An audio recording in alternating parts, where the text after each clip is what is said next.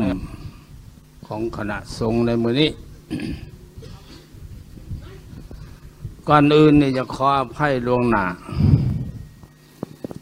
เนี่ยทานอาจสิเว้าเฮิงได้จังหน่อยเฮิงก็ขอแผ่น้ำใจน้ำกันอดฟังน้ำกันจักหน่อยฟังหมอลำเรื่องมดขึ้นเท่าแจ้งก็ยังได้อันเดียวฟังจะทานเว้าซ้ำนี่สิบ่ได้ผ่านมาหันคณะวิทยากรเพิ่นได้เผยแผ่เอกสารหลายอัน เบื้องต้นก็แม่นเผยแผ่คำสั่งแนะนำของศูนย์กลางและเล่าสั่งศาสตร์เกี่ยวกับการคุ้มครองปกปักรักษาศาสนวัตถุหรือเงินคำของพระสงฆ์องค์ข้าเจ้า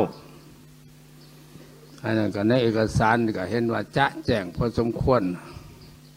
ผู้ใดยังบ่ทันเข้าใจก็อ่านทวนขึ้นอีกเด้อแต่เราเพื่อย้ำความเข้าใจเกี่ยวกับเอกสารฉบับนี้นะอาตมาจะขอเพิ่มความเห็นให้ตื้ม ก่อนสิเข้าสู่การเพิ่มความเห็นเกี่ยวกับเอกสารต่างๆนี้อย่าว่าจุดประสงค์ในการจัดให้มีการอบรมพระสังฆาธิการและอบรมออกตนญาติโยมในเทื่อนี้นั้นก็เนื่องจากว่าเห็นว่าพระพุทธศาสนาอยู่ในบ้านเฮาเมืองเฮานี่มันล่วงล้ำก้ำกายมาได้หลายฝ่าหลายปีมันเป็นธรรมดาอยู่เองสิ่งต่างๆมันมีการเคลื่อนไหวมีการเปลี่ยนแปลงมีการปรับปรุงมีทั้งอันถูกมีทั้งอันผิดแต่เบิ่งสรุปลงแล้วนั่นในสายตาของอาตมาเองเห็นว่าการปฏิบัติต่อหีดข้องทางพุทธศาสนาเนี่ยระยะที่ผ่านมาน่ะอยากถือลบหลายกว่าบวกหมายความว่ามีความผิดหลายกว่าความถูกโดยเฉพาะโดยเกี่ยวกับการคุ้มครองทรัพย์สินสมบัติของพระพุทธศาสนา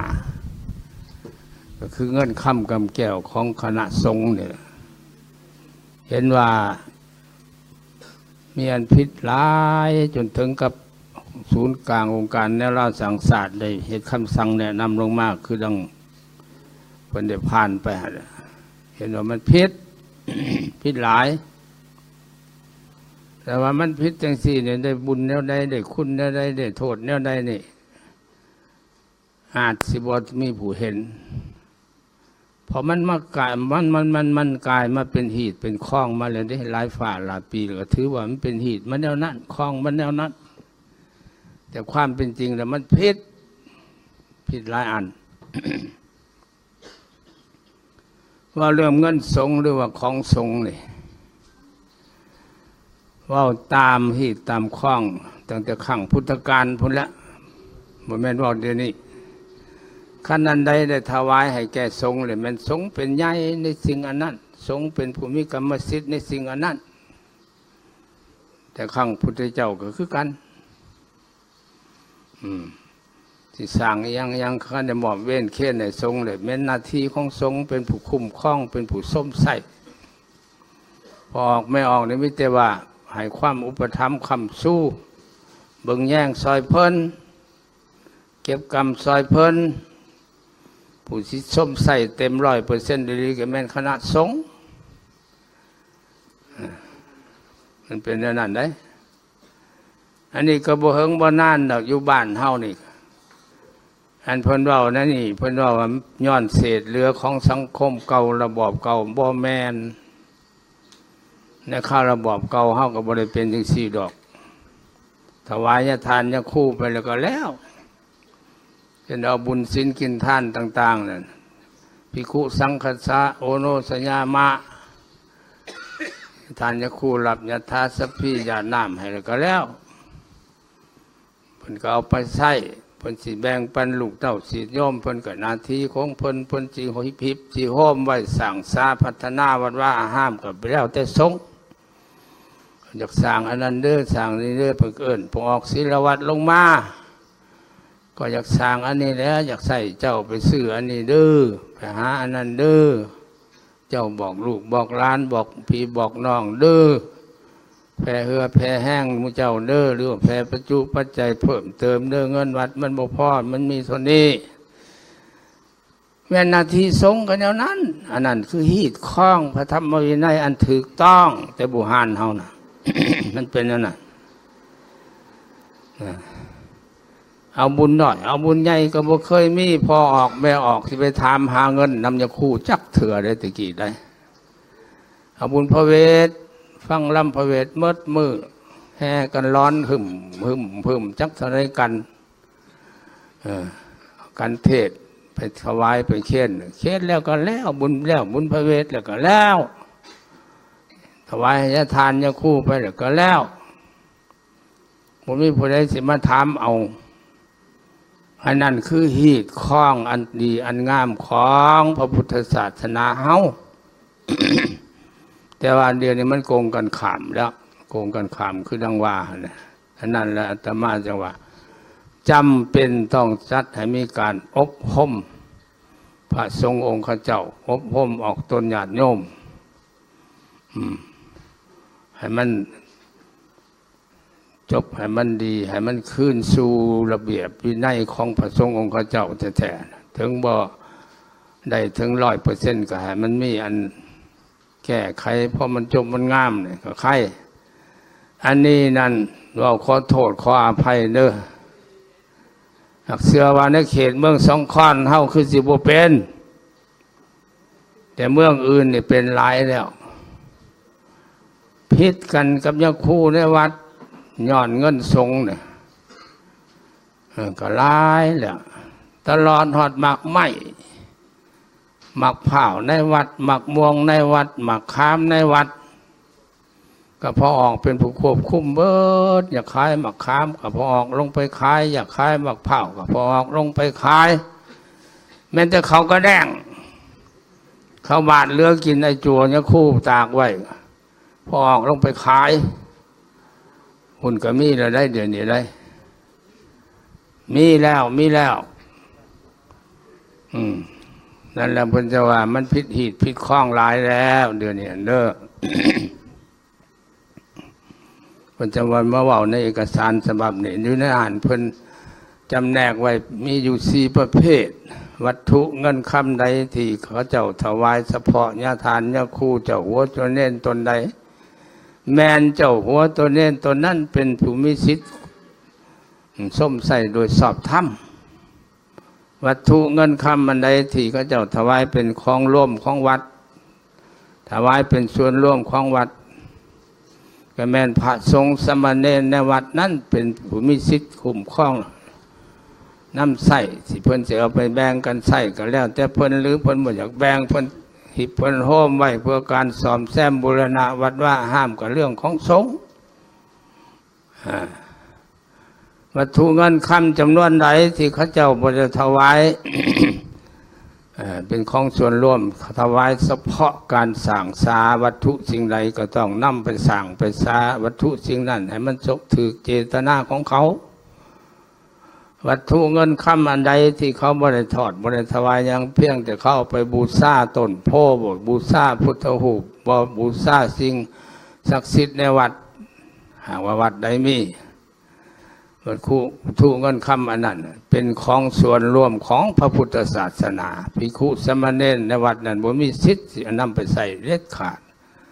ไปใส่ส่วนตัวบ่ได้เด็ดขาดมีแต่หิบห้อมไว้เพื่อบูรณะก็ดีวิหารบ่ซ่อมแซมใต้วัดใต้ว่าให้ว่าเป็นของพระพุทธศาสนานั่นเพิ่นจำแนกไว้นั่นจะแจ้งแล้วนั่นเด้แล้วก็เพิ่นยังย้ำอีกว่าบ่ให้ไปฝากไว้นำบุคคลฝากไปไว้นำบุคคลล่ะภายหลังบ้านล่ะมันมักเหียมักเสียให้มันเสียไปแล้วเอาคืนมากก็บ่ได้สิบาปไม่ใช่โทษกันก็บ่เป็นตาบาปทำไมบ่สิฆ่าทิ่มก็บ่เป็นตาฆ่าเสียประโยชน์ไปละล่ะ ว่านั่นได้ เฮ็ดได้เฮ็ดคือเพิ่นแนะนำอยู่ในหันแหล้วแต่เพื่อมันแทดเหมาะกับสภาพการในปัจจุบันนี้พระสงฆ์องค์ข้าเจ้าเฮาก็ดวัดหนึ่งก็มีเฉพาะตนองค์หนึ่งสององค์อย่างไรมีเฉพาะองค์หนึ่งจัวหน่อยสององค์สามองค์บางบ้านก็บ่มีหอดจัวหน่อยเสียยพอเป็นผู้รับผิดชอบหมดก็บ่ไหวแล้วมันต้องได้อาศัยพอออกเบิ่งแย่งน้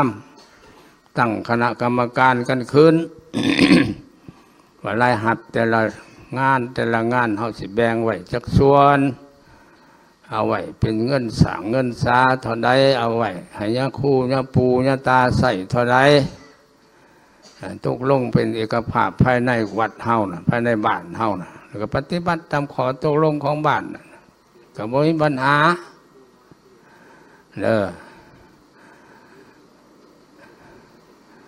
ที่ว่าจังสี่ก็บ่หมายความว่าศาสนานี่บ่อยากเอื้อเพื่อแผ่น้ำออกตนน้ำญาติน้ำโยมได้ให้มันถือหีดถือข้องญาติโยมสิมาอาศัยไผเพิงน้ำกันได้บ่แม่นว่าสิบ่อยากให้แต่ว่าให้มันถือรักมันคือทรงเป็นใหญ่บ่แม่นพอออกเป็นใหญ่ให้ทรงเป็นใหญ่ต้องขอความเห็นนำพระสงฆ์สมมุติว่าเฮาอยาก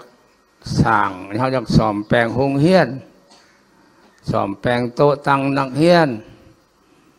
ถือนอนเฮาบ่พอระดมนำประชาชนในบ้านก็บ่เพียงบ่พอโอ้ยยังขาดอยู่ล้านหนึ่งเด้อ2 ล้านเด้อแล้วเงินวัดเงินว่าเงินทรงน่ะแต่ว่าเงินรวมน่ะคอยเราบ่อยากให้เว้าแล้วเงินรวมนี่มันเฮ็ดให้คนเข้าใจผิดคันไปเว้าเงินรวมน่ะ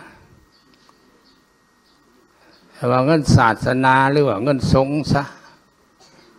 เงินรวมเนี่ยมันเฮ็ดให้คนเข้าใจผิดเข้าใจว่าทั้งบ้านก็มีสิทธิ์ทอกันทั้งวัดก็มีสิทธิ์ทอกัน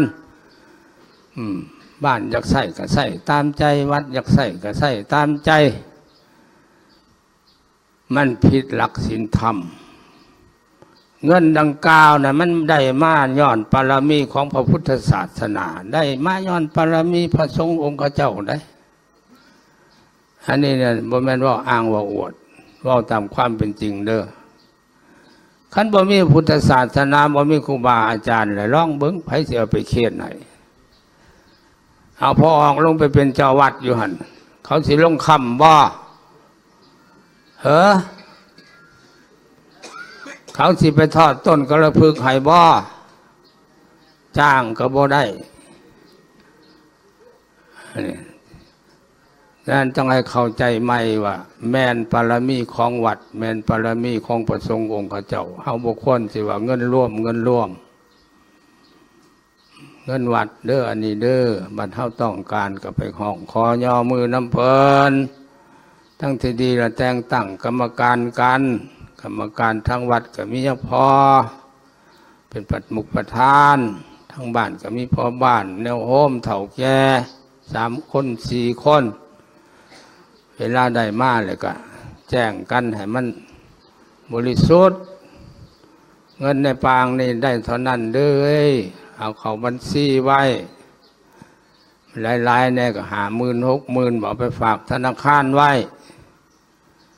เวลาต้องการจ่ายทางบ้านอยากจ่ายก็ห้องขอย่อมือนำเจ้าวัดเจ้าว่าเพิ่นตกลงเอกภาพกันแล้วก็ไปถอนก็มาบันทึกไว้ถอนมาใส่อันนั้นอันนี้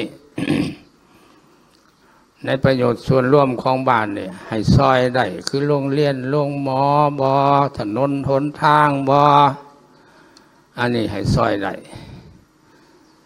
ซอยไปซื้อเหล้าสู้กันกินนี่บ่ได้เด้อห้ามเด็ดขาดคันเบิ่งแนวหนึ่งก็ว่าแนวหนึ่งก็ใต้ดูนะอีดูพวกพ่อบ้านสงสารเขาเจ้าของบ่มีเงินนโยบายยังเป็นพ่อบ้านก็เป็นซื่อๆนี่แหละข้าตั้งแต่เวียกสิไปหาเงินหาคำน้ำมูก็บ่ได้ไปแล้วพ่อบ้าน มันมีเวียกมีงานมาในการใส่การจ่ายก็จักสิเอาเงินใช้จ่ายเดี๋ยวก็เอาเงินยาคู่นี่แหละไปจ่ายเนาะยาคู่สิให้บาปใช่บ่ว่าของหานำกันดิมีแต่ยังพอกับพอออกบ่มากินบ่ไม่ทันสิได้บ่ว่าได้นำกันก็ว่าเงินรวมเท่านั้นเลยเนาะ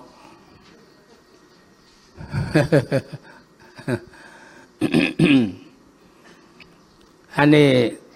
ถ้าเฮายังบ่ทันพิจารณาให้มันทีถ่วนเบิ่งผลได้ผลเสียมันน่ะมันละเอียดทีถ่วนเบิ่งดู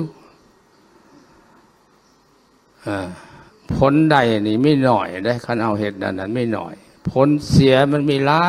ย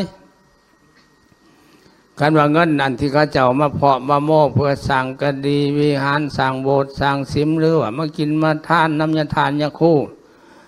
เจตจำนงความประสงค์หรือเจตนาอันลึกของเขาเนี่ยมันอยู่ในขอบเขตวัด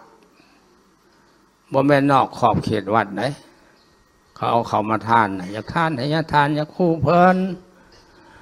ถือว่ายาทานยาคู่เนี่ยเป็นผู้รักษาวัดว่าศาสนาทรงศีลทรงธรรมเนี่ยคือสิได้บุญกับมาทานให้เพลิน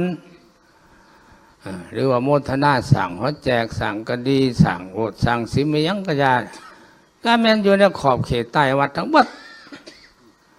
เขาบ่มีจุดประสงค์ว่าให้มันออกนอกวัดได้คันออกนอกวัดไปแล้วเขาเสียใจศรัทธาเขาเสื่อมวันนั้นแล้ววันมันเสียเลยผู้นั่นก็เสื่อมผู้นี่ก็เสื่อมหาคนสิไปกินไปท่านก็สิบ่มีแล้วเดี๋ยวนี้ไปท่านน้ำมันยังบ้านอันนี้มันไปเห็นเอาไปสั่งยังมีแต่มันเอาไปซื้อเหล้าสู้กันกินนะ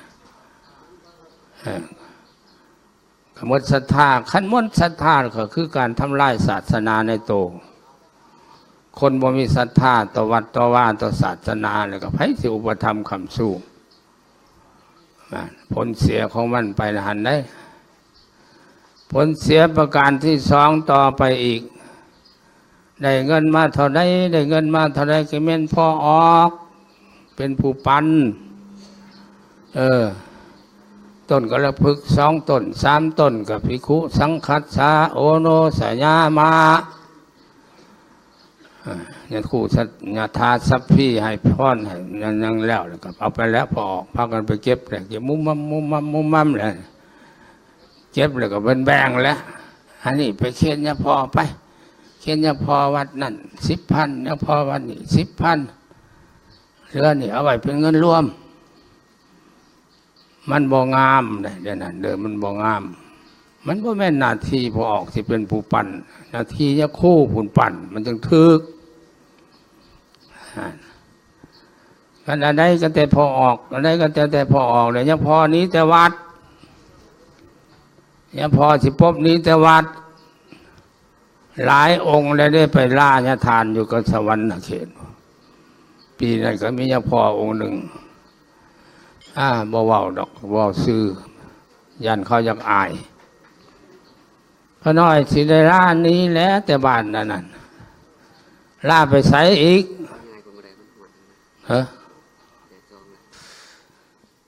นี่ไปบ้านอื่นก็อยู่วัดคือเก่าหันแล้วอยู่ใช้กับวัดปัจจุบันนี้ไปใช้อีกตัวโอ้ยวัดมันก็บ่แม่นวัดเนี่ยคู่วัดพอออกเราเอาแล้วมาสร้างว่าวคอยก็บ่เคยได้ยินได้วัดพอออกตัวเห็นแล้วจะว่าในนั้นเนี่ยพอวัดพอออกได้จะว่าวัดพอออกโยเอียงก็พอออกเป็นเจ้าหมดเอียงก็พอออกเป็นเจ้าหมด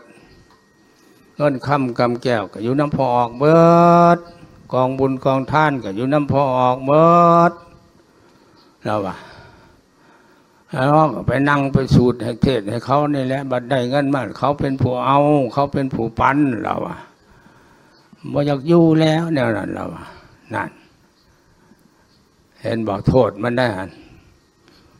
โทษของการเหตุผิดข้อง อันนี้ก็บ่ว่าตั้งแต่ พ่อออกดอกพิษเนี่ยอันเบิ่งให้ละเอียดที่ถ่วนนี้ก็สาเหตุอันนี้ก็มาจากยาพอก็มีมาจากยาพอเจ้าวัดก็มี คันเอามอบให้ยะพอแทนที่ยะพอสิเก็บหอมรอมริบไว้เพื่อการสร้างการสาอาบัติว่าอาหามประสั่งยังจักเถื่อยะพอก็ได้มีแต่ไปซื้อรถจักรให้หลานขี่ไปซื้อหน้าให้ลูกเคยพอโยงเขาก็เอาไปแล้วเว้ยเนาะพอออกเนาะแม่นความบอกตัวนี้แหละตัว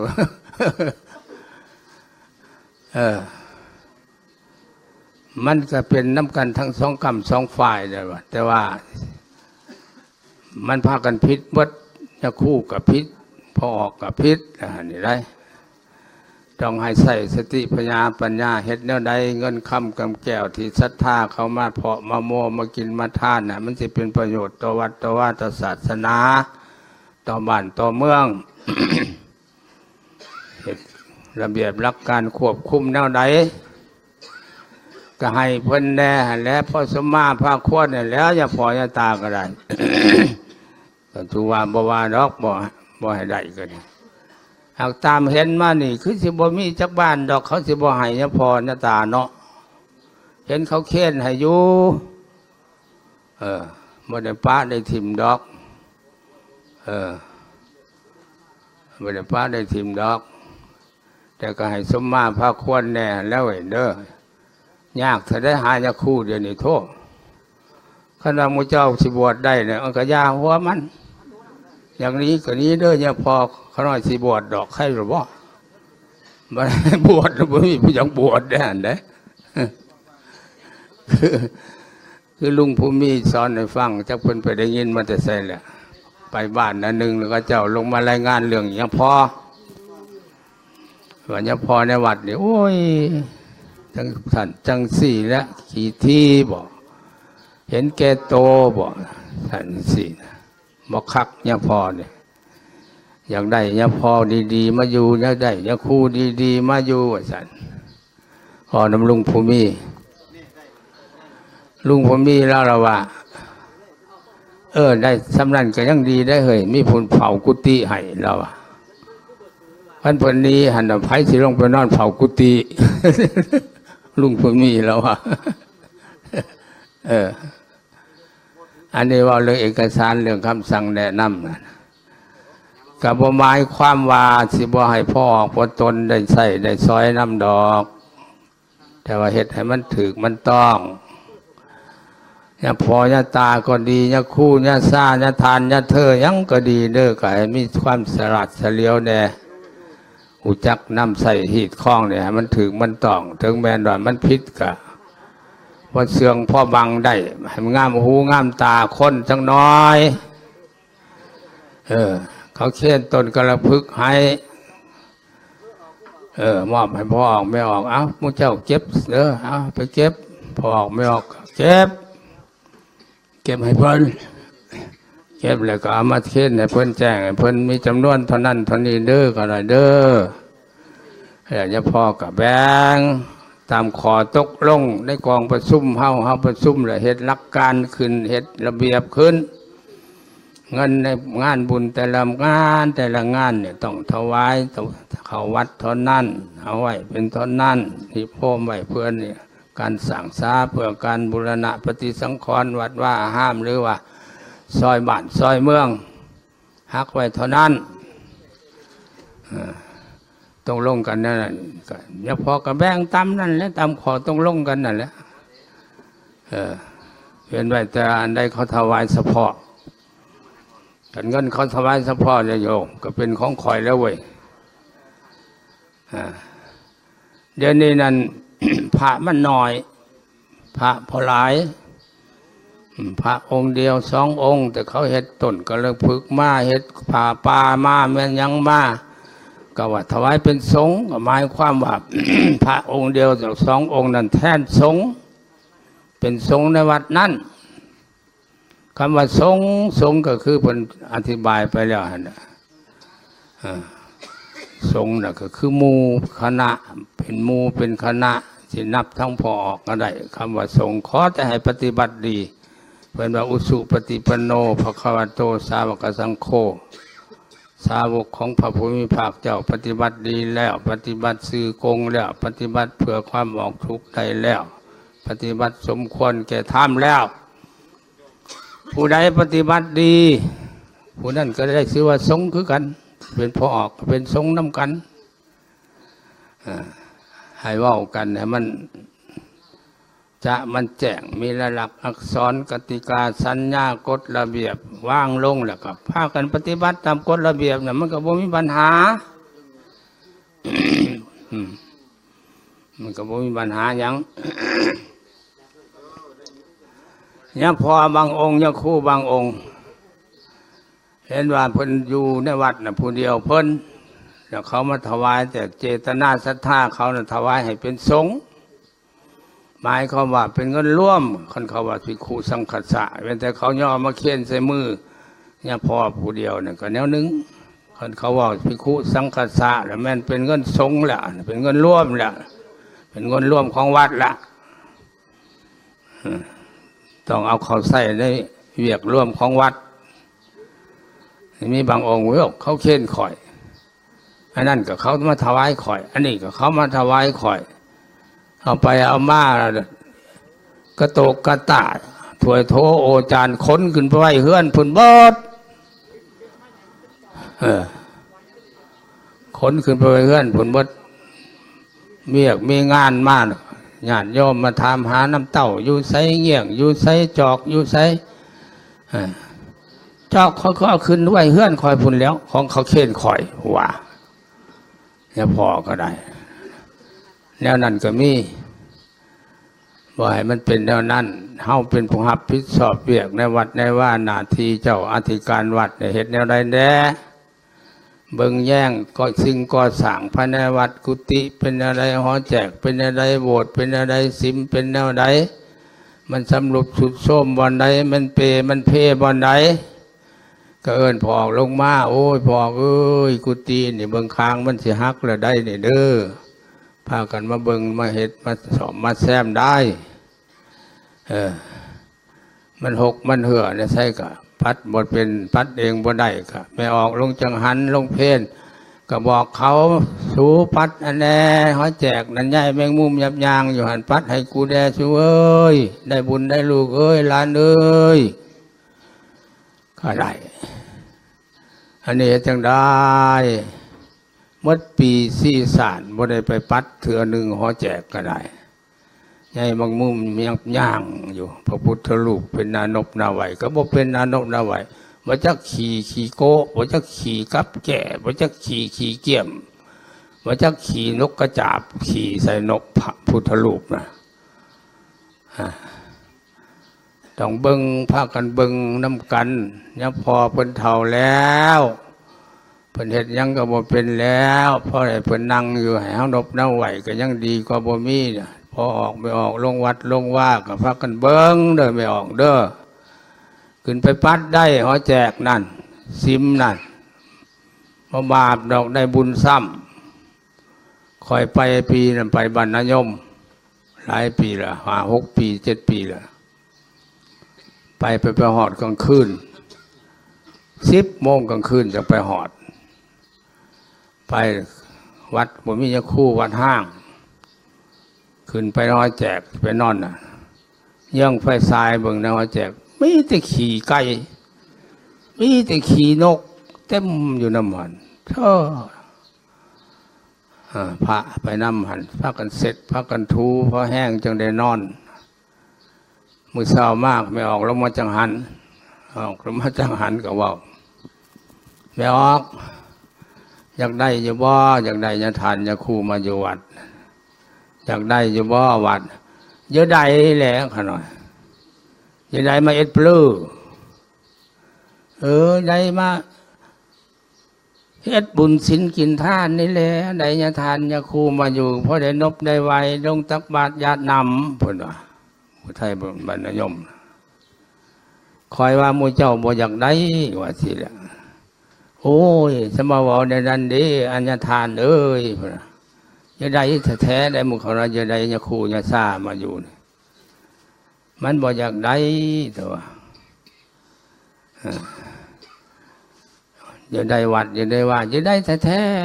ๆนี่ได้วัดได้อยู่ได้ตัวได้ละมีได้ยาคู่มุเจ้าบ่อยากได้ดอกคันมุเจ้าอยากได้มันก็สิเฮ็ดมันก็สิงามกว่านี้วัดอันนี้เมื่อคืนนี่คอยมากกว่าสิได้นอนเหือแตกเหือแตนเสร็จเขาแจกมุเจ้าว่าอย่างนี้นะโอ้ยคันว่าในนั้นก็ยอมแล้วอัญญทานเอ้ยมันว่าได้จักสิว่าในเล่อแล้วพอออกก็มีมาระเบิงมาแย่งมันว่าได้ก็บ่ระมัดเอาบ่มีญาพ่อญาตาบ่มีญาคู่ญาซ่าก็ลงมาปัดมากวาดให้มันแปลนวัดก็ได้เบิ่งใบโพใบม่วงเต็มอยู่หอแจกเห็นแต่ตะกี้เป็ดขี่ไก่อันนี้คือกันแล้วญาคู่ญาซ่าญาปู่ญาตาจะเฮาเด้อให้เบิ่งไปแล้วหน้าที่วัดเฮาดองหน้าที่ในการควบคุมเงินคำกำแก้วนาทีในการเบิ่งแย่งวัดว่าศาสนา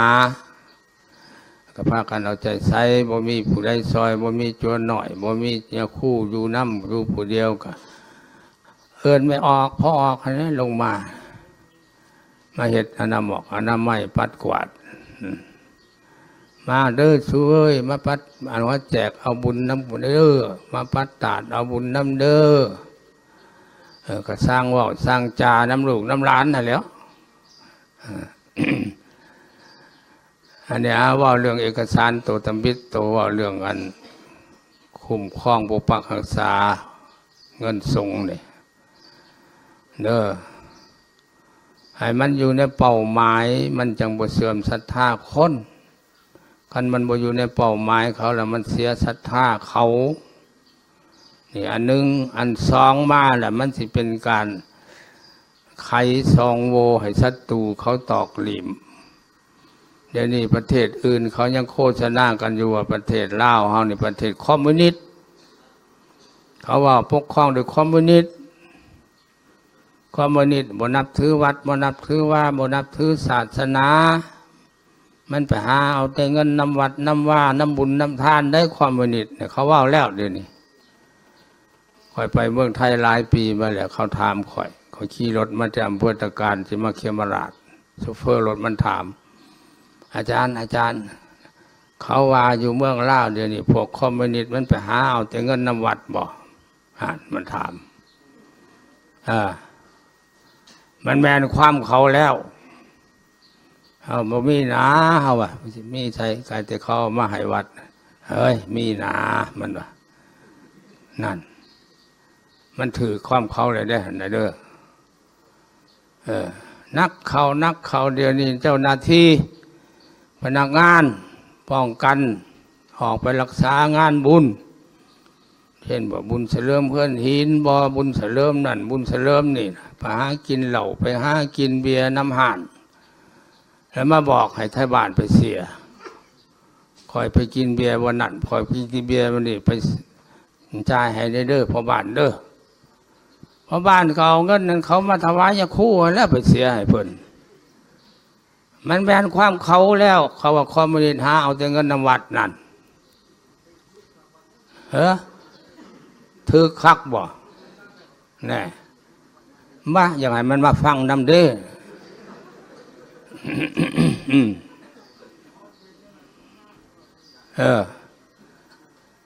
ผู้ใดไปในปางบุญนั่นนะไปละให้อันนั้นเจ้าภาพเจ้าศรัทธาเป็นผู้นำเสียหมดเสียมัดจะใส่การไหว้พระเจ้าไปรักษาความสงบกับหน้าที่เจ้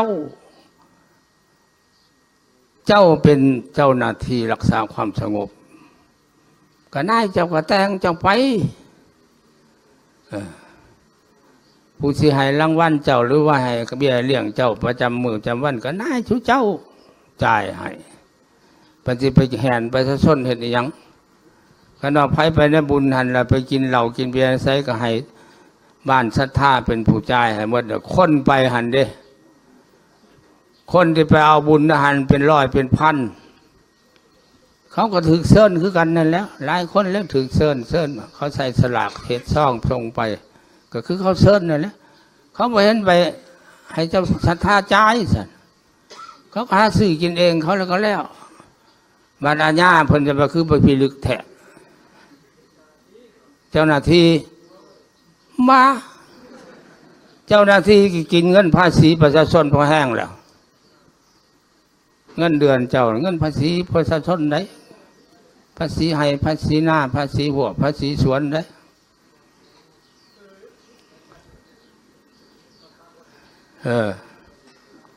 อันนี้แล้วเขาจะว่าคอมมิวนิสต์ไปหาเอาแต่เงินน้ำวัดนั่นมันถือความเขาแล้ว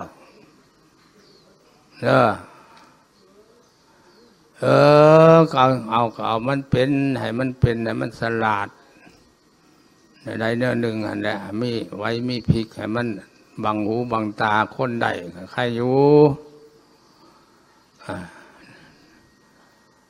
ให้มันอยู่ในขอบเขตวัดเงินน่ะเขาเอามาท่านให้วัดเลยให้มันอยู่ในขอบเขตวัดน่ะสร้างก็สร้างในวัดหันหรือนอกวัดก็ได้สร้างโรงเรียนสร้างโรงหมอสร้างถนนหนทางขุดน้ำบ่อก่อศาลาเนี่ยมันเป็นสาธารณประโยชน์ไปแล้วนั่นก็ให้วัดซอยได้บ่แม่นจะบ่ให้ซอยดอกเราไปซื้อเหล่านี่ว่าห้ามแล้วอันนี้เด้อ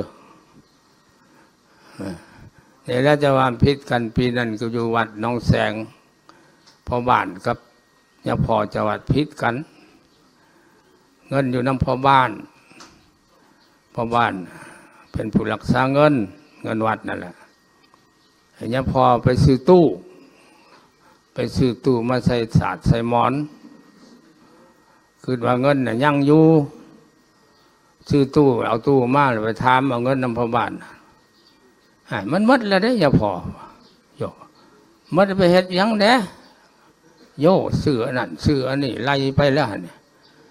เอาเลือกตั้งพ่อบ้านเท่านั้นเด้มัดเท่านั้นแสนตอนหับพวกนายแพทย์นายหมอลงมาซักยาเด้วันนั้นเฉลิมฉลองวันเพศยิ่งเด้รถไปเอาเงินเอานั่นไปเฮ็ดหมดเนี่ยพอก็หายแล้วคันเนี่ยพอหายแล้วหาเรื่องใช่ยังพอสิไล่ยังพอหนีบ่นี่ได้นั่นมันแมนความพนเราในเอกสารนั่นผิดต้องของเทียงกันแต่ความสมาคมสมาคีกันมันก็ผิดหีผิดข้อง แต่ว่าถึงขันนั้นนะพิษเจตนารมณ์ของเขาน้อยหนึ่งกับมีความรู้สึกเสียใจอ่อนใจนั่งเลยได้แล้วคอยเคยบอกให้รายบอลฟังแล้วคอยไปทั้งเมืองทั้งแขกไปเลยเขามาขายดอกไม้ผู้บ่าวผู้สาวขายดอกไม้หยุดรถหยุดรถบอกโซเฟอร์กุศิท่านน้ำเขาเห็นบุญยังเอาเงิน4,000 กีบปอนใส่บาทให้มัน ถามมุเจ้าเห็นบุญยังไม่ออกบุญขี้เหล้ามันวะบ่เสียดายเงินกูดิมันผิดเจตนาของเขาแหละมันเสื่อมศรัทธาจะไปเฮ็ดได้เด้อ นี่อันหนึ่งที่จะมาสรุปให้ฟังเพื่อกระชับความเข้าใจให้มันนักมันแน่นเพื่อปฏิบัติที่ข้องอันนี้มันถือมันต้อง อันที่สองเอกสารที่สองนี่พระอาจารย์สอนผลมาเผยแผ่เรื่องวินัยสงฆ์นี่แหละแล้วก็ว่าเรื่องศาสนาพิธี ตัวนี้ก็อยากขอย้ำกับพระสงฆ์องค์ข้าเจ้าเฮาเนอะได้ยินได้ฟังไปแล้วนี่ก็ให้จดจำเอาใส่ใจไว้แน่แหละยังบ่จำบ่จื้อก็ไปหาอ่านหนังสือเอานำโกวาดบ่ยังเหมือนมาอ่านเบิ่งแด่บวชมา9 ปี10 ปีบ่จักหดศีลของตัวเองก็ยังมีได้เว้าขอโทษขออภัยเด้อเว้าแล้วบ่เสียหายอย่าทานมาเว้าดูถูกเพราะว่าเฉพาะผู้มันเป็นเคยมีได้ไปทั้งเขตเมืองอันนั้นเมืองไซบุรีทั้งผู้เสบังไฟก็น้อยไปประชุมนี่แหละมื้อนั้นเป็นวันลงอุโปเจ้าคณะเมืองไปเลยให้ไปร่วมลงอุโปเริ่มมื้อนี้เด้อในกองประชุมเฮาเนี่ยมาหมดครูวัดครูว่ามาลงอุโปร่วมกันว่าซั่น ลงอุโปแล้วละถามเนี่ยพอจะตาบางองค์แหละแล้วพอบวชได้จักพรรษาเลยได้11 พรรษาแล้วเนี่ยกันเคยได้ลงอุโปน้ำเพิ่นอยู่บ่ได้ลงจักเถื่อเราเป็นได้จังบ่ลงเพิ่นบ่พาลงนะถามอีกองค์หนึ่งองค์นี้ได้บวชจักปีละได้6 ปีแล้วนะหูจักอยู่บ่ศีลน่ะรักษาศีลหลายปานใดเฉพาะบวชบ่จักได้อุ้ยก็เต็มที่โพดดอกแล้วอาเทศน์ได้ท่านก็ย้อนสาเหตุคือดังกล่าวแหละจะว่าปีนี้เริ่มให้มีการอบรมพระสังฆาธิการและพระสงฆ์องค์เจ้านะอย่าให้หูจักได้แล้วเป็นญาทานเป็นญาคู่ในสังคมเขายอมรับเราว่าเป็นผู้มีศีลเด้อก็มีแท้น่าส้มเชยน่าสรรเสริญหลายองค์ก็ถึงแม้นบ่ฮู้โตศีลแต่ว่ามีความสำรวมระวังในสมณเพศได้ดีก็ได้ชื่อว่าเป็นผู้มีศีลอยู่เฮ็ดให้เขามีความเหลื่อมใสศรัทธาเฮาเทศนาสั่งสอนเขาบ่ได้ด้วยปากด้วยเสียงเฮาก็ประพฤติดีประพฤติชอบให้เขาเบิ่งให้เขาเห็นอันนั้นก็เป็นการเทศนาอันหนึ่งโอ้ยอย่าพอจะเป็นงามเนาะหิดบ่มองคล้องบ่เศร้าได้เพิ่นมักกินมักทานได้เพิ่นพาลูกพาหลานไปเฮ็ดบุญหันบุญนี่อันนั้นก็เป็นการสอนสังคมในโตอย่าไปอันนั้นนะอย่าไปเฮ็ดขี้ร้ายเด้อไปแล้วมือแรงผ่าคุ้มผ่านว่าแช่มแฉะเข้าบ้านไปแว่บนนั้นไปแว่บนนี้ศีลวัตรก็เป็นใจเดียวกันแพงยะพอย่านแต่ยะพอนี้เย็นจ่อให้เอายะพอ แพงยะพอหลายจักสิเห็นอะไรแล้วมันอึดบ่ก็ตามใจเพิ่นนี่แหละอาจารย์เพิ่นนี้ป่าบ่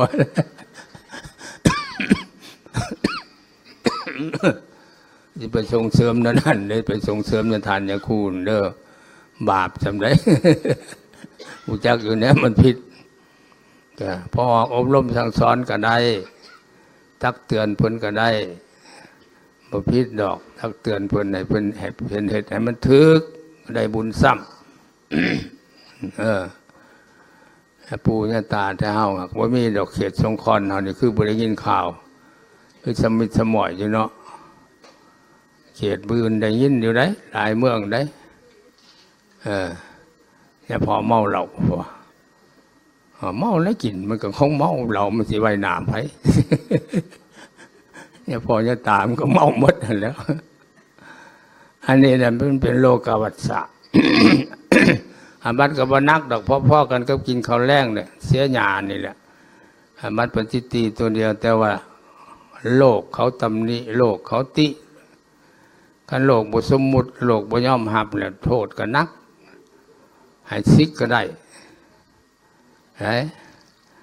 แต่พอถึงเป็นพระศึกดอกซึกแล้วอยากบวชอีกก็ยังบวชได้อยู่อันสมอเหล่านั่นนะอันพระศึกแล้วบ่ได้แล้วในระบอบเก่าพระราชองค์การปกครองสงฆ์เพิ่นบัญญัติไว้จะแจ้งภิกขุกินเหล้าให้ซึกได้ได้จะว่าซึกหลายองค์แล้วปีหนึ่งยะทานได้บ่แม่นคนน้อยๆเป็นยะทานแล้วยะทานใหญ่พอทานอาจนี่แหละเอิ้นมาตักเตือนเทื่อหนึ่งสองเทื่อก็ยังบ่เศร้าเขามาเมาอยู่ในตลาดเบื้องสวรรค์หั่นบ่ตำรวจมารายงานเฮ้ยยะทานบันดงเมืองยางมาเมาเหล้าอยู่หั่นอีกแล้วว่าซั่นยะทานใหญ่เลยสั่งไปเอามาว่าตำรวจเขาก็คุมมาแล้วเว้ยคุมมาเลยพระทานใหญ่ว่าให้มันซิกซะให้มันซิกซะบ่แล้วเด้อว่าซั่นว่าเดี๋ยวนี้ก็เปื้อนอยู่นี่แหละให้มันซิกมันแล้วซะเพิ่นว่าบอกตำรวจไปเอาทรงเอาเสือมา ตำรวจก็เอาส่งเอาเสือมาให้เรามาจากสิกลุ่มปั่มเอาปุดปัดยามาทับกลุ่มแก่พระสบงเอาส่งแดกใส่นั่นแล้วโลกวัฏศาสตร์มันนั่นเฮ้ยเนี่ยก็ระเบียบจัญญามารยาทหิดข้องเท้านี่แหละอย่าละอย่าเลืองลายเด้อลงอุปสมบทบ่อยู่ในเขตเฮาบ่มีผู้พาลงบ่มีผู้ใจปฏิโมกข์ได้ก็มารวมญาทานอยู่พี่ก็มา15 มื้อเทื่อนึงได้พบได้พ้อกันได้ประชุมร่วมกันมีข้อคิดข้ออ่านได้กับได้เสนอกันก็มีประโยชน์หลายอันนั่นแหละสำรวจศีลของตัวเองแน่สำรวจหน้าที่เวียกงานกันแน่ มีประโยชน์ลงโปก็ได้ มันเป็นฮีตและเป็นบัญญัติไว้ในกิจวัตร10มันลงอุปสมบทไหว้พระสูตรมนต์ไหว้พระสูตรมนต์นี่ก็มีประโยชน์หลายได้เฮ็ดให้ญาติให้โยมมีศรัทธาดึงญาติดึงโยมเข้าวัดเข้าว่าได้เฮ็ดให้ญาติให้โยมมีความเคารพวัดว่าศาสนาได้ตะกี้ตะเก่า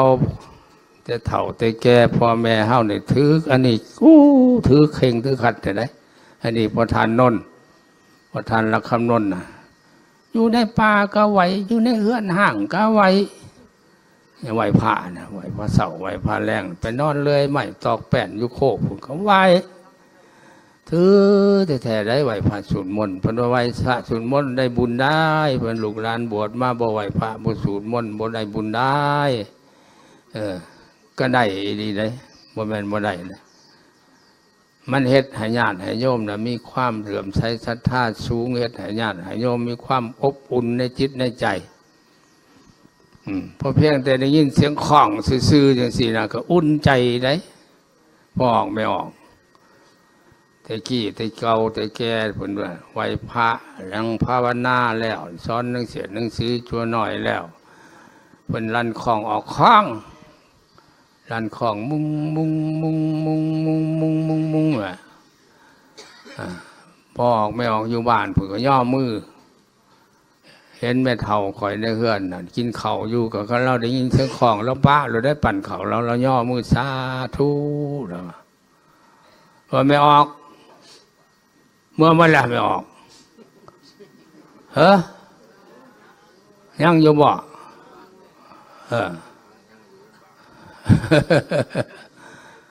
ได้ยินเสียงไหวพระสูตรมนต์แล้วบ่ได้ไหวพระสูตรมนต์ก็ได้ยินเสียงข้องก็ยังดีใจได้อุ่นใจได้อันนั้นแหละส่วนจะว่าเป็นเหตุที่ดีข้องที่ดีนะ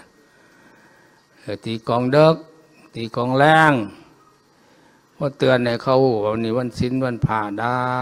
ผู้มีคุณธรรมสูงก็โอ้ยวันศีลแต่มื้อนี้ก็งดเว้นจากการเฮ็ดบาปเฮ็ดกรรมบ่กินเหล้าเมายาบ่แปรตึกสอดย้อนแห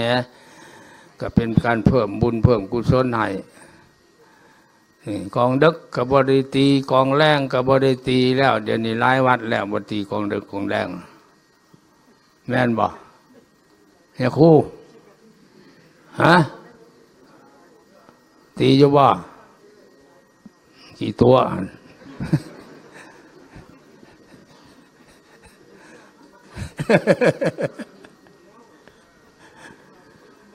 บ่มีตัวน้อยอยู่น้ำกับบ่ได้ตีแล้วเนาะ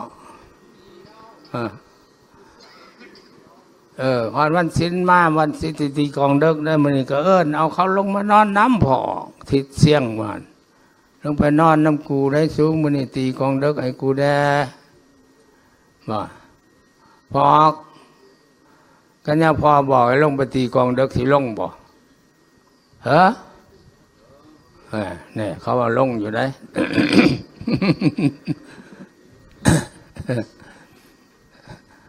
อย่าป้าเลยหีดข้องเฮาเด้ออันนี้อันนึงอันที่เพิ่นว่ามันเรื่องปาราสึกสังฆาทิเศษนั่นเพิ่นก็อธิบายไปแล้วโทษปาราสึกได้ขาดจากความเป็นพระโลดเอาบวชขึ้นอีกก็บ่ได้ห้ามหอดสวรรค์ห้ามหอดนิพพานเฮ็ดบุญยังปรารถนาไปสวรรค์ก็ยังบ่ได้เด้บาปนักได้ตัวนี้ได้ในปาราสึก4ข้อนั่น เสพมิถุนธรรมอธินาทาน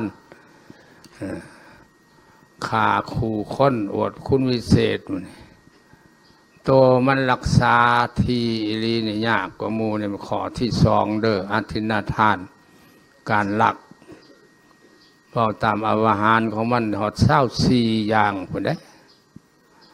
อธินาทานนะที่ว่ามันถึงปรสึกมี24อย่างว่าแต่เรื่องลักเรื่องซอเรื่องโกงเรื่องโลภเรื่องแลกเรื่องเปลี่ยนเรื่องทีนี้ผสมภาษีหมดโอ้ยเพิ่นเว้าไปเบิดระวังได้ตัวนี้ร่างเถื่อกับเงินเขาถวายเป็นทรงภิกขุสังคัสสะโอโนสยามา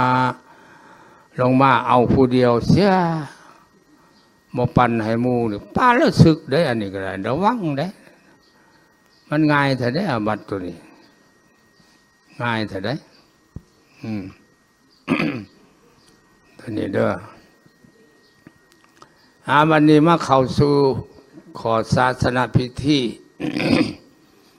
ศาสนพิธีแม่นหยังศาสนพิธีเนี่ยแม่นหยังพิธีกรรมที่เฮาเฮ็ดในวัดในว่าในศาสนานี่แหละไล่ไปแต่การกราบการนบการไหว้หมู่นี้ก็เอิ้นศาสนพิธีหมดบ่ว่าแต่การนบการไหว้การขาบคนล่าเฮานี่ขาบบ่ลง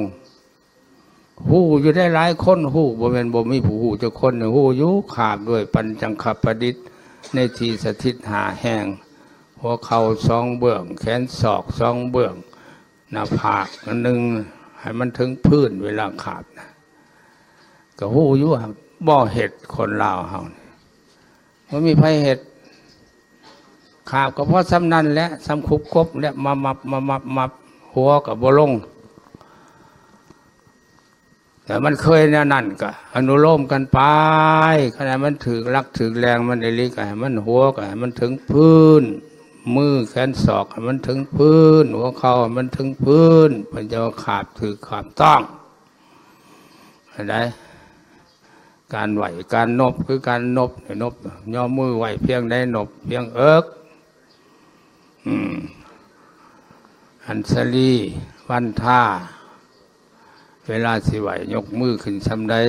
มือขึ้นหัวโปมืออยู่เพียงใดอยู่เพียงหน้าผากบอกขาผาขาบครูบาอาจารย์อยู่เพียงปากบอกคือเพิ่นบอก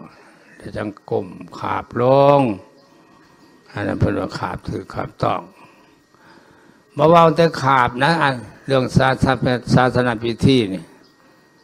ภาษาเว้าก็บ่ถูกคนลาวเฮาเด้อภาษาทางศาสนาพิธีภาษาเว้าน้ำพระน้ำทรงนี่ก็เว้าบ่ถูกหลายคนได้ข้าน้อยขอนิมนต์ถามยะทานขอนิมนต์ถามฟังในหนึ่งคืออย่างให้ยะทานถามจังหวะนิมนต์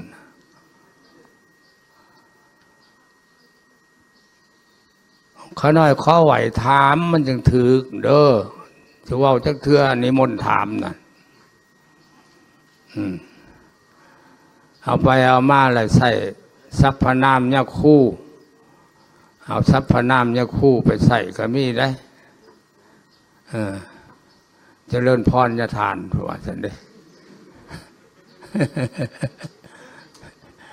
เจริญพรยะทานอาตมา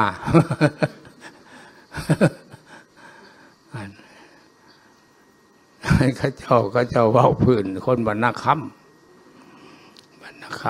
ำผลท่านนี่แหละ ไปหาขาหาคายไปหาคอนี่แหละไปนำกัน3 คน ไปแล้วก็เช้าในห้องแจกแล้วก็บอกกันแล้วขึ้นไปครอบเพิ่นแม่ไปครอบยะทานแม่ทานจังหวัดเพิ่นไปแม่โอ้ยเฮาบ่เคยได้เฮาบ่เคยขอยะทานยะคู่เฮาจักสิเว้าแนวใดม.1 ว่าได้ทั้งม.1 ว่าจักสิยากสิซ่าอีหยังเข้าหายะทานยะคู่ไปซั่นโต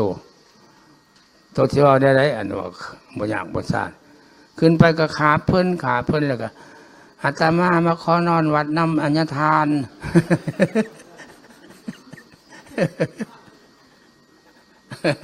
อ อันนี้ก็เป็นศาสนาพิธีกันแหละภาษาปากภาษาเว้าเด้อพระน้อยขอไหวถามยาทานถือว่าจักเทือนนิมนต์ถามยาทานนะคือว่าบอกอย่าให้ยาทานถามโตนะ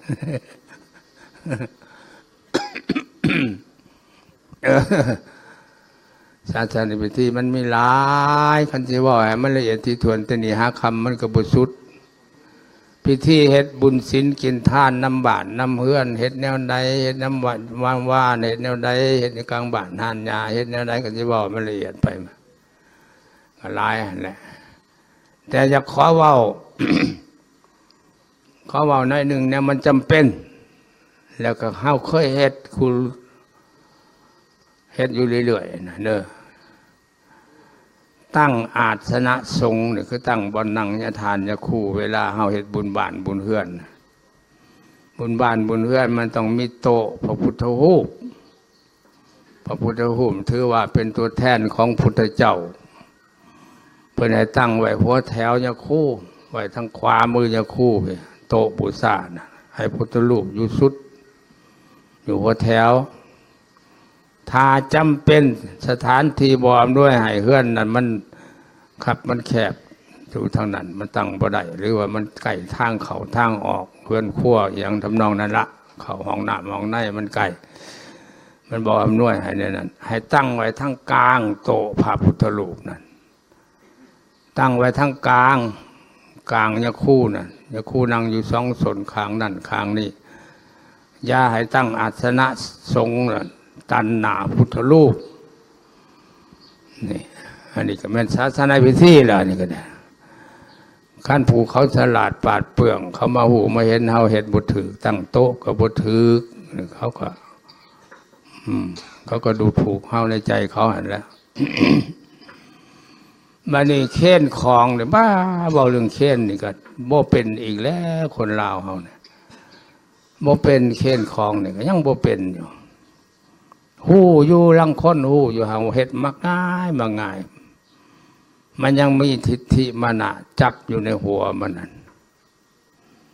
เค้นของให้ยาคู่ขั้นของที่พ่อยกได้ของเบาเนี่ยเพิ่นให้ยกให้มันวิดพื้นคือเต้าน้ำบ่จอกน้ำบ่ติบเข่าผ้าเข่าสิมันย่อได้ย่อให้วิดพื้นเค้นของอันนี้ซุกให้บ่ถูกเด้ออันนี้ก็ได้เด้อบ่ถูกลักในการเค้นของนะผู้ที่เพิ่นเข่งในภาวินัยเพิ่นผู้เข่งในวิธีการนี่เพิ่นบ่รับได้เพิ่นต้องได้บอกเค้นไหมผู้ใดให้ดีพวกฝ่ายธรรมยุทธพระธรรมยุทธโยเค้นบ่ถือเขาบ่เอาได้เค้นไหมเขาโลดบอกเลยได้ท่านเจ้าบ่เค้นเขาก็บ่กินอีกมันเค้นบ่ถือต้องให้ยกขึ้นให้มันวิดพื้นเค้นของนั่นเด้อจื้อไว้แล้วบ่ไม่ออกพอกมันบอกของรักของนาบ่ได้ดอกขั้นเค้นของอันนี้สมมุติว่าเค้นจอกน้ำหวานจอกกาแฟมือเฮาให้จับอยู่ลุมพี่เวลาเนี่ยคู่จับได้มือเนี่ยคู่อยู่ทึงมือเฮามันจึงถือมันจึงแสดงถึงความเคารพให้บางคนเลยไปจับปากจอกเนี่ยคู่จับลุมจอกนี่เสียความเคารพต้องจับจังสิให้เพิ่นจับทั้งเทิงมันจังถือ จื้อแต่ว่าย่อศอกบ่หาย่อศอกก็ได้ดอกสองมือโจมโลดมันจังคักบางคนก็ย่อใส่หัวใส่ก้อนย่อใส่หัวใส่ก้อนย่อใส่หัวใส่ก้อนยังคือก็เจ้าว่าบอกลูกให้เขาไปเค้นของยาคูนยืดน้อยๆอายุ6 ปีนี่นะย่อใส่หัวบางครั้งย่อใส่หัวมันก็ยังย่อโปะใส่หัวยาคูน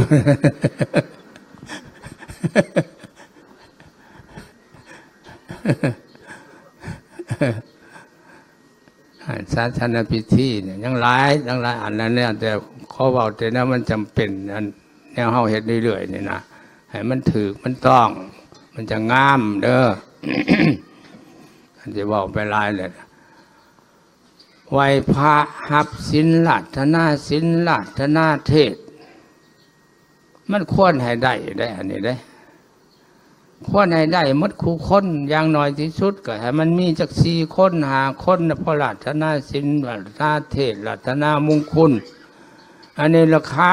แต่ศิลวัตรกันศิลวัตรบ่มากก็เอาจมอยู่หันแล้วศิลวัตรบ่ทันมาศิลวัตรบ่ทันมาอยู่หันละโอ้ยไผเว้าก็ได้จะเป็นหนึ่งใช้เต็มศิลวัตรอย่างจะว่าให้เฮียนนะมันได้หลายคนแน่ได้หมดบ้านแห้งดี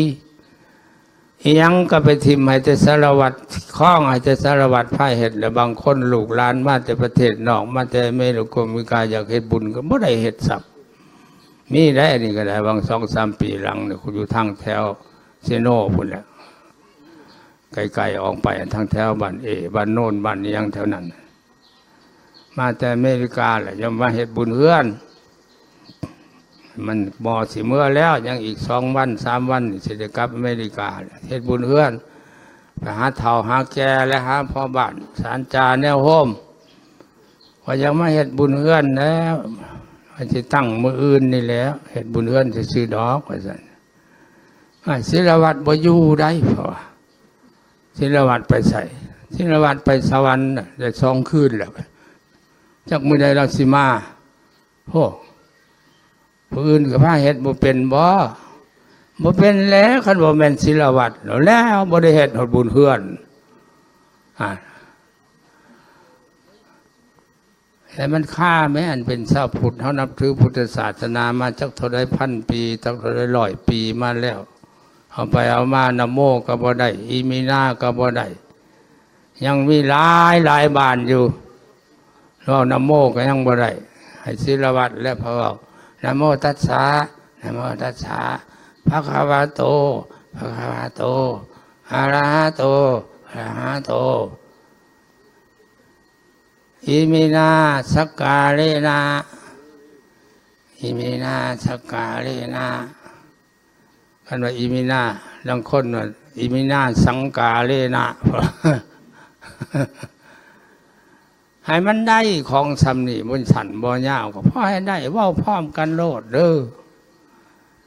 คือในเมืองก็เจ้าเห็นเมืองสวรรค์เนี่ยก็เจ้าไหว้พระก็ไหว้พร้อมกันนะโมพร้อมกันอีวินาพร้อมกันอะระหังพร้อมกันเอาไว้แต่ถวายทานหันให้อาจารย์พาเว้าทหารเขาก็เว้าพร้อมกันเบิดศาสนาพิธีนี่ก็ยังอ่อนหลายอันหลายแนวอยู่แต่เฮาวันนี้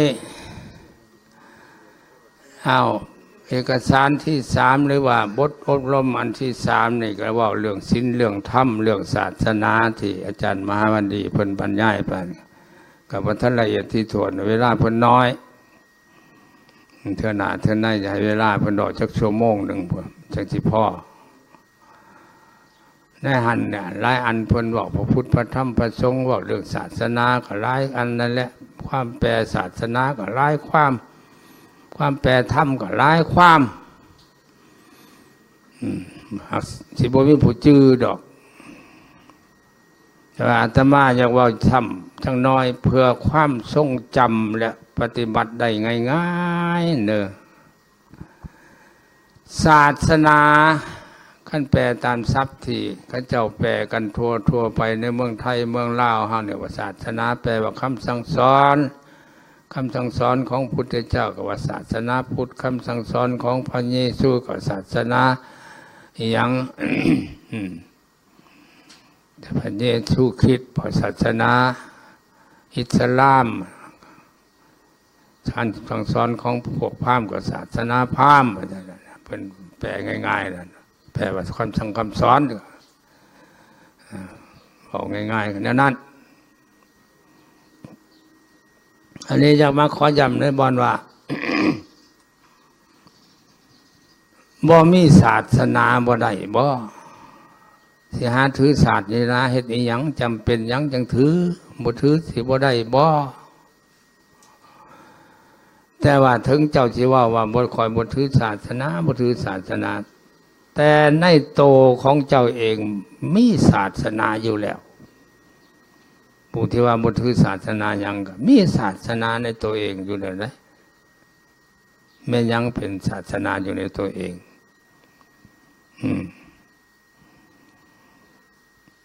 ศาสนาคือเครื่องกำบังศาสนาคือเครื่องป้องกันศาสนาคือความอบอุ่นศาสนาคือความดีใจแปลอีกแนวหนึ่งแปลสำหรับสามัญชนเข้าใจกันง่ายๆนะศาสนาคือเครื่องป้องกันศาสนาคือเครื่องอบอุ่นใจศาสนาคือเครื่องกำกับใจเจ้าบอกปฏิญาณว่าถือพุทธเจ้าถือพุทธศาสนาถือศาสนาสุดแต่เจ้าก็มีวิธีป้องกันของเจ้าคือว่าป้องกันบ่อยากให้อึดบ่อยากให้อยากบ่อยากให้ทุกข์บ่อยากให้ยากเฮ็ดนั้นเฮ็ดเวียกการเฮ็ดเวียกนั่นแหละคือการปฏิบัติศาสนาของเจ้าการเฮ็ดให้เฮ็ดหน้านั่นแหละคือการปฏิบัติศาสนาของเจ้ามันมีทุกคนศาสนาแม้แต่หนูมันก็ยังมีหนูมันก็มีศาสนาของมันเพราะว่าศาสนาเนี่ยมันเกิดมาจากความย่านอันใหญ่หลวงอันเป็นต้นต่อเลยคือย่านทุกข์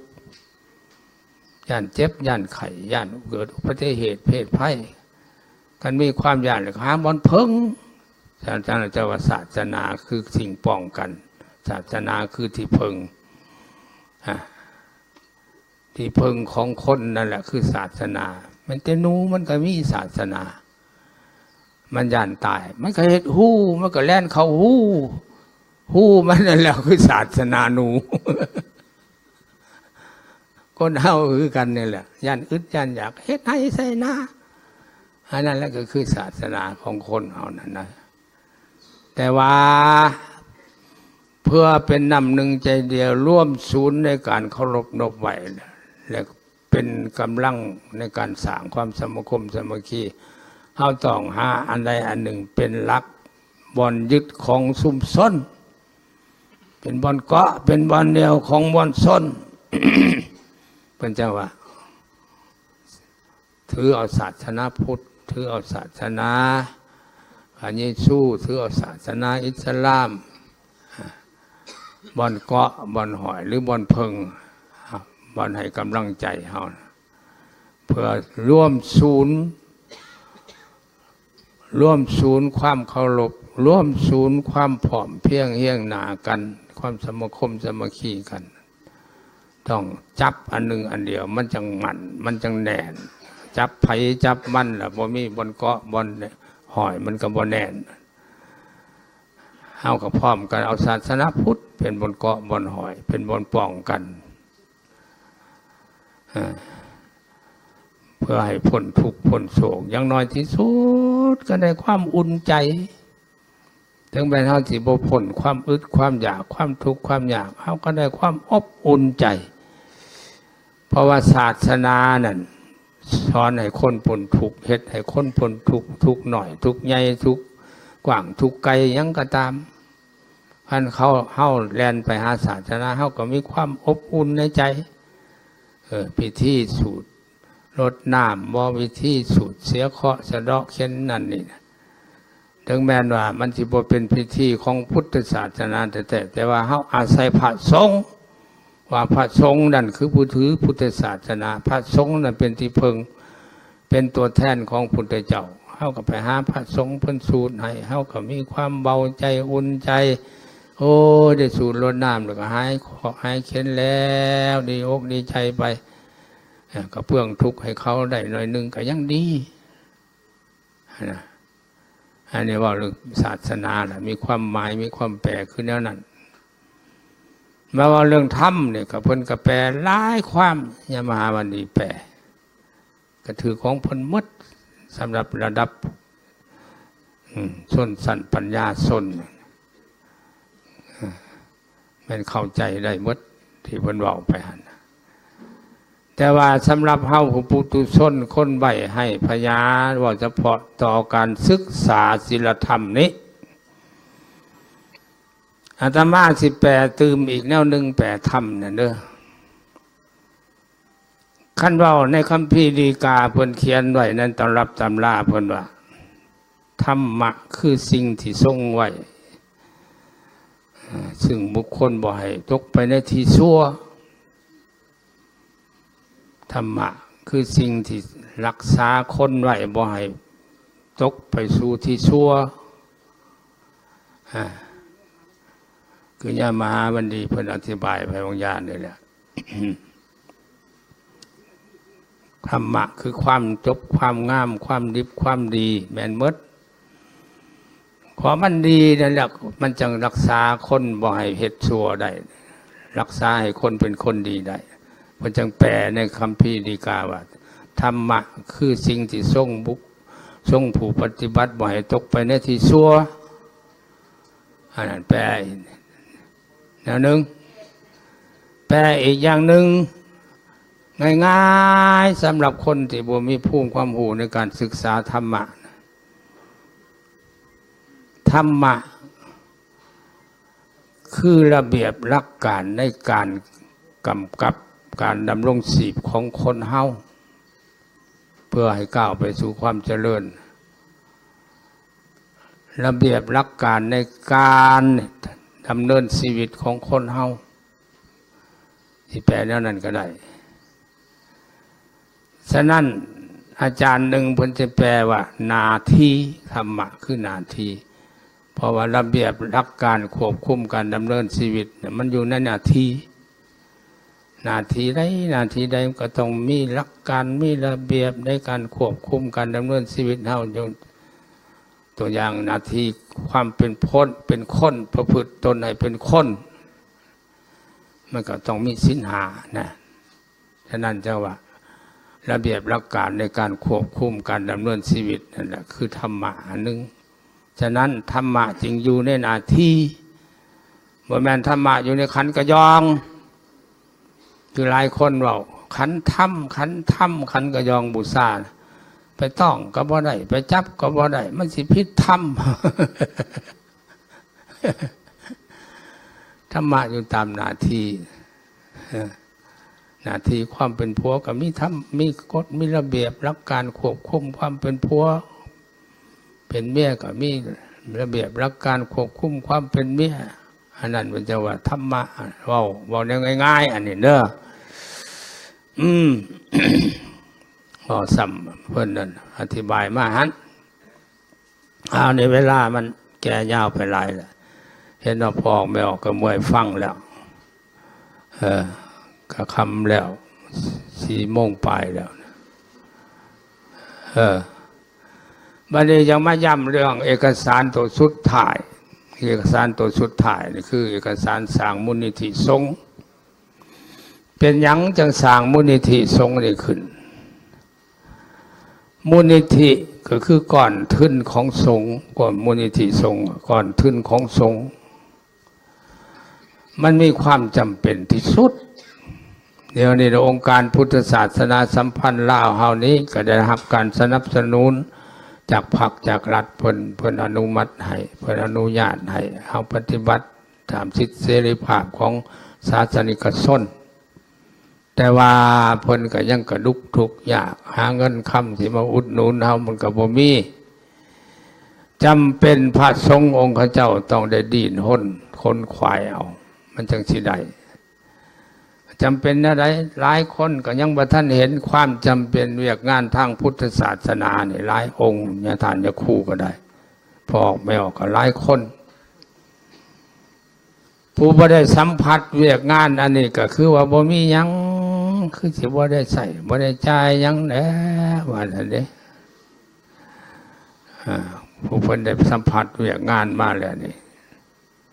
เฉพาะคือตัวอาตมาเองนี่เคยเฮ็ดเวียกปกครองสงฆ์มาเนี่ยตั้งแต่สมัยเป็นพระหนุ่มพุ่นแหละเป็นเลขาให้ญาติอ่านรายจ่ายปีหนึ่งบ่แม่นน้อยเฉพาะแต่ค่าเจี๊ยค่าซอค่าเดินทางไปหันมานี่ไปประชุมหันนี่บ่แม่นน้อยครั้งตำบิแต่ละดมกันสร้างมูลนิธิสงฆ์นี่ตั้งปี 2000บ่เริ่มปฏิบัติตัวจริง มาฮอดปี2007สรุปเบิ่งได้เงินอยู่55 ล้าน55 ล้านปลายรายรับมูลนิธิสงฆ์งวดนั้นงวดตะมิดเห็นว่ามันเดินบ่แม่นแล่นบ่สะดวกมาปรับปรุงกันใหม่อีกปีนี้ปรับปรุงใหม่เฮ็ดระเบียบหลักการขึ้นคักแน่ในปีนั้นได้แต่50ใน6 ปี7 ปีเนี่ย55 ล้านปลายมันนั่นนึงแบบมาสรุปเบิ่งเฉพาะใน7 ปีหั่นหมด68 ล้านกว่าแสดงว่ารายจ่ายหลายกว่ารายรับอันที่มันหลายกว่ารายรับปานนั้นยะทานเอาเงินมันจะใส่เงินไผซอยยะทานนั่นเขาแจ้งกับเงินวัดไสยภูมิเงินยะทานกันเทศกันสูตรนี่ใช้ก็ใช้ไปเห็นไหมย้อนเฮาบ่มีกองทุนอันเป็นกำลังบริหารงานศาสนาแหละศาสนาในบ้านเฮามันจังบ่ก้าวบ่ไกลบ่ไปบ่มาคือเขามันมีก่อนทุนเป็นธนาคารพุ่นคืออย่างศาสนาเยซูนี่ศาสนาเยซูนี่ศูนย์กลางใหญ่เขาอยู่กรุงโรมประเทศอิตาลีผู้บริหารงานสูงสุดของศาสนาเนี่ยเขาเอ่ยว่าสันตะปาปา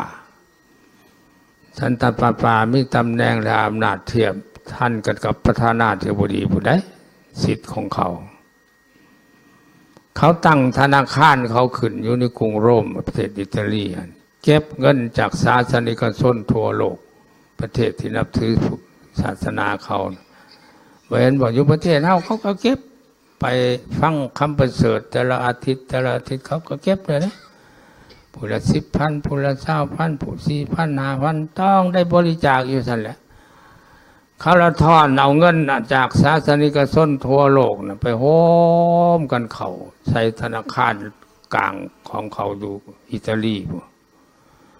เขามีเงินหลายพันตื้อมันไม่หลายพันล้านเงินเขานะ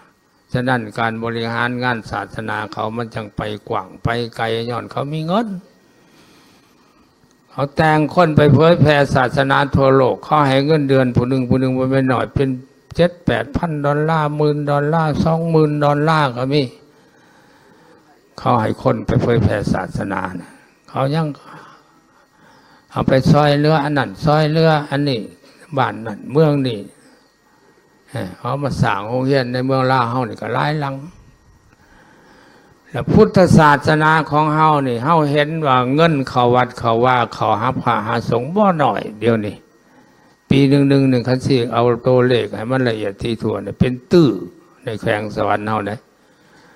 รายรับของพระสงฆ์นี่เป็นตื้อแต่ว่าเงินเหล่านั้นน่ะบ่เป็นที่จังบ่เป็นที่เพิงให้พระสงฆ์องค์เจ้าหรือวัดว่าศาสนา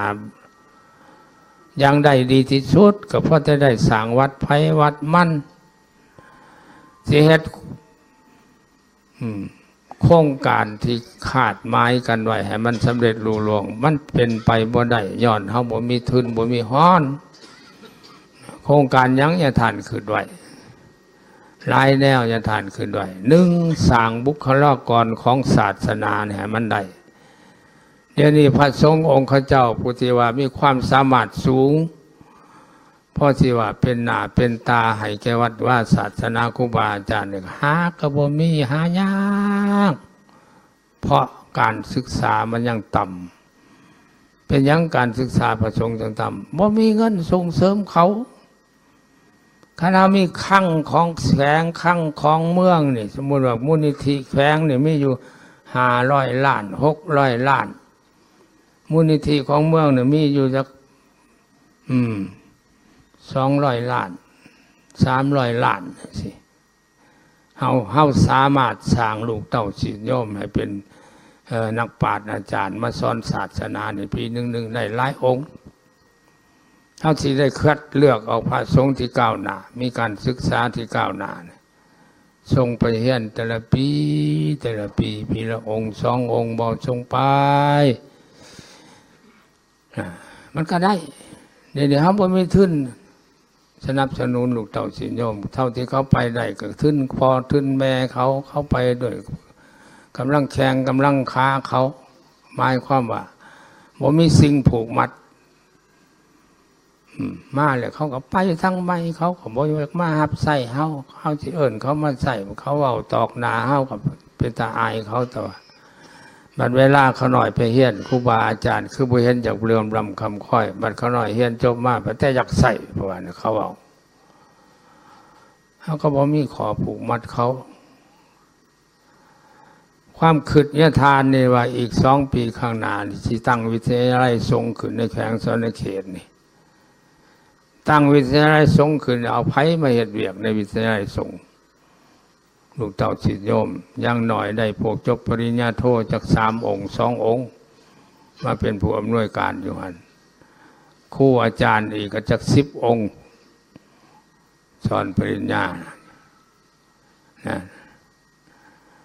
ความคิดมีบ่แพ้เงินสิค่าผัดบ่มีพอเอ้ยเห็นไหมอันนี้อันหนึ่งไม่ได้การสร้างการสาพัฒนาทางด้านวัตถุก็บ่มีบ่อนเพิงบ่อนอิงมีแต่อิงศรัทธาพอออกไม่ออกอย่าคู่แต่ละวัดละว่าก็ได้โอ้ยสั่งซิมเด้อพอเอ้ยสั่งว่าแจกเด้อพอเอ้ยพากันออกกันเฮือน1 50,000เด้อเฮือนละ100,000เด้อเฮือนละ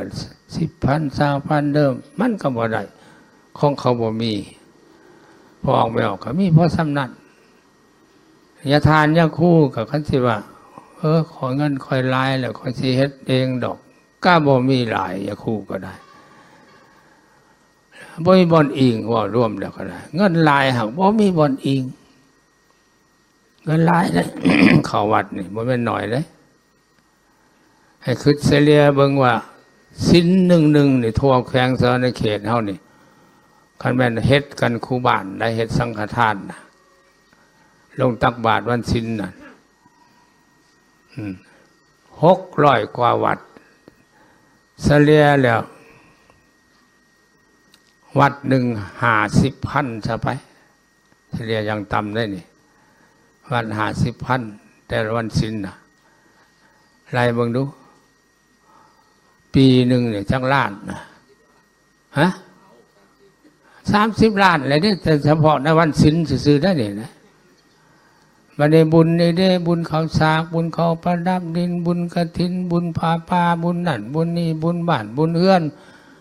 คนหล่มคนตายได้บ่ละ20,000 30,000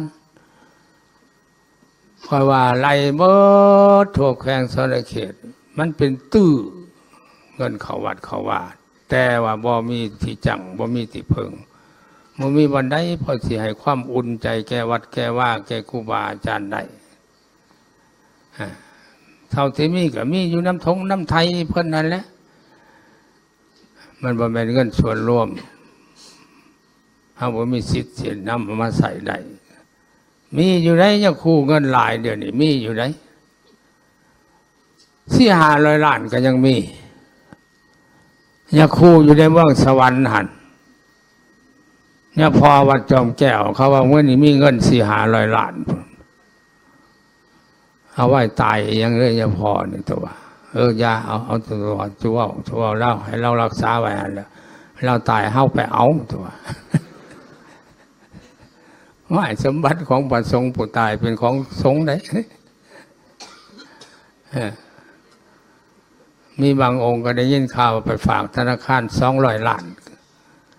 อย่าคู่บ้านนอกได้แถวบ้านศอกบ้านนี้แหละโอ้เงินธนาคาร200 ล้านบนนั้นนั่น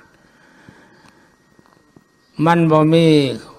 จิตสำนึกถึงส่วนร่วมของศาสนาอันนี้จะว่ามาสร้างตั้งมูลนิธิอันนี้ขึ้นเพื่อปลุกระดมนำจิตนำใจครูบาอาจารย์พระสงฆ์องค์เน้นเท่านี้ให้รู้จักหับผิดชอบนำกันบ่แม่นสิให้แต่ญาทานผู้1-2 องค์ได้เฮ็ดได้ ต้องได้เฮ็ดน้ำกันเมื่อวัดว่าศาสนาเนี่ยเป็นของแท้เฮาหมดทุกคนเด้อบ่แม่นแต่ว่าญาทานเจ้าคณะแขวง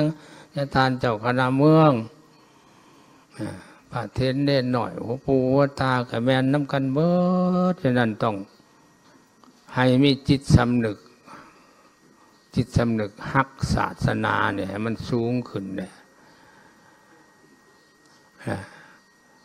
แล้วผลประโยชน์จากมูลนิธิคืออะไรก็คือผลได้บรรยายมาแล้วหนึ่ง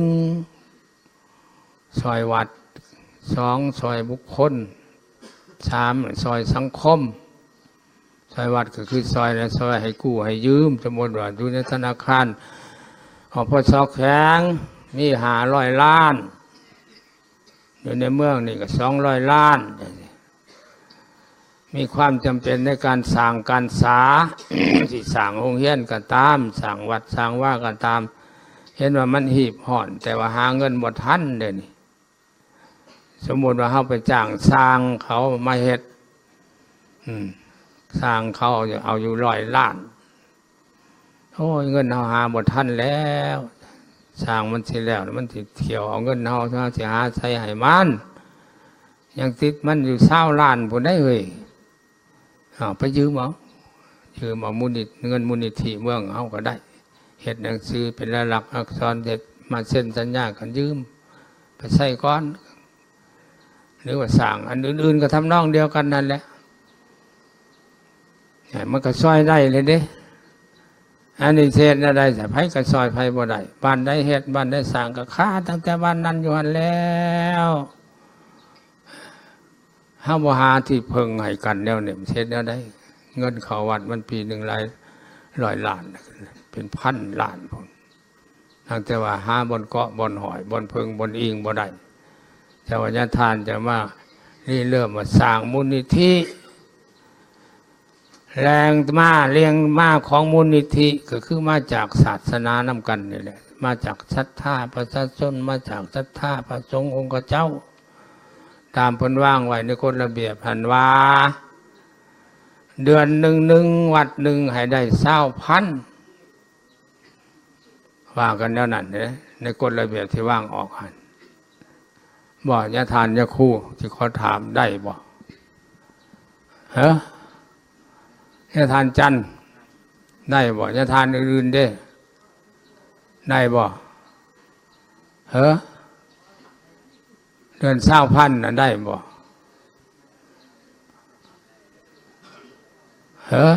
ตกลงบ่ก็บ่หลายปานใดนะ20,000นี่ไปสู่ธรรมสาวนาคโลอายัมปาตันตานะโมตัสสะภะคะวะโตเทื่อนึงก็ได้เลยเด้10,000โฮมไว้มาไปซื้อเลขเลยหมด50,000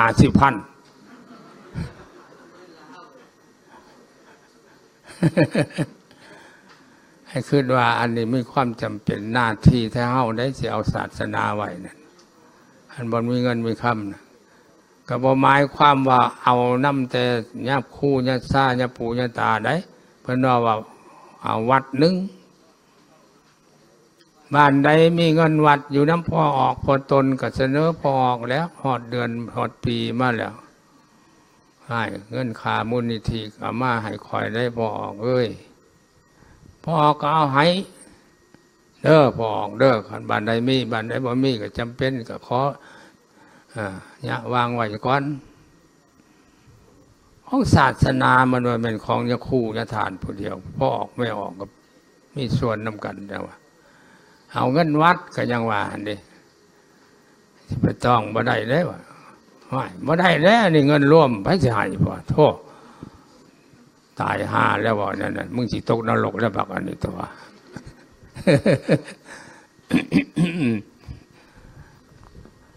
ได้เนาะสำบอกนั่นเนาะได้บ่ย่อมือเบิ้งกันว่าได้สาธุ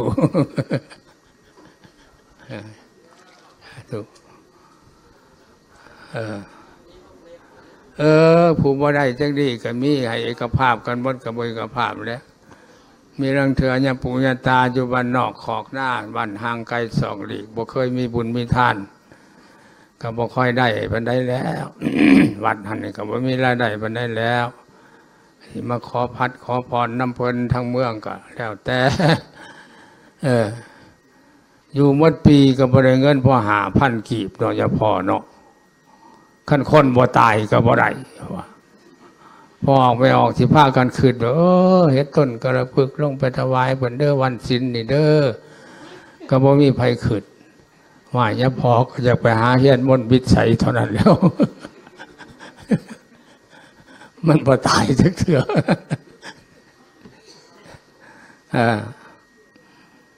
อันนี้ก็เป็นนั้นว่าเป็นที่เขาอกเข้าใจนำกันแล้วเนาะทุกปัญหาแต่งานอบรมนี่ก็บ่แม่นสิสิ้นสุดในปีนี้นะสิได้อบรมกันไปเรื่อยๆปีหน้าอาจสิก้าวขึ้นไป